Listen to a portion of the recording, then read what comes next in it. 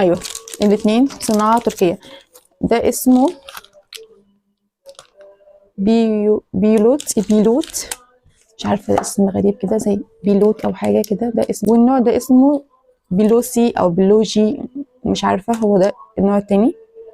فهنجربهم بقى وهنشوف طعمهم عامل ازاي. بقى نجرب اول واحدة واللي هي بيلوجي. خلونا ما ننطقش الاسماء لان انا مش عايزه افتكس، فانا هصورها لكم وانتوا بقى ابقوا اقراوا براحتكم. فيلا بينا نشوف. بسم الله. هي منهاره، الشوكليت اصلا منهاره، شايفين؟ منهاره من جوه. شايفين ده شكلها مفروض، ده شكلها، بس هي منهاره جدا. شايفين؟ ده شكلها. نقول بقى بسم الله. بسم الله الرحمن الرحيم. بسم الله.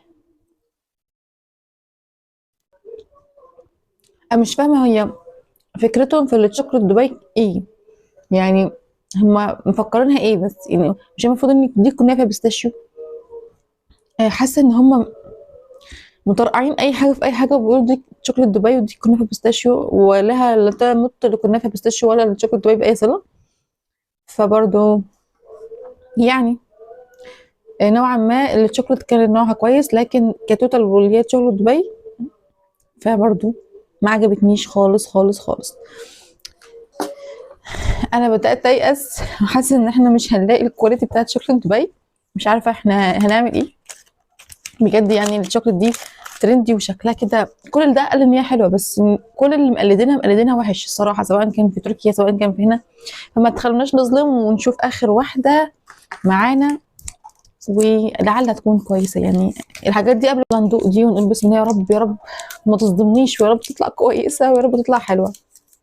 فخلونا ندوق ونقول بسم الله.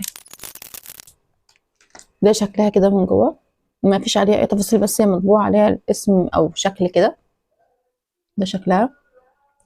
فهنقول بسم الله ويلا. يعني انا نفسي ما تصدمنيش المره دي، نفسي حاجه كده تشبه رغبتي. ده شكلها كده من جوه. مش عارفه، حاساها ريحه حلاوه طحينيه، مش عارفه، مش ريحه بيستاشيو خالص. بسم الله.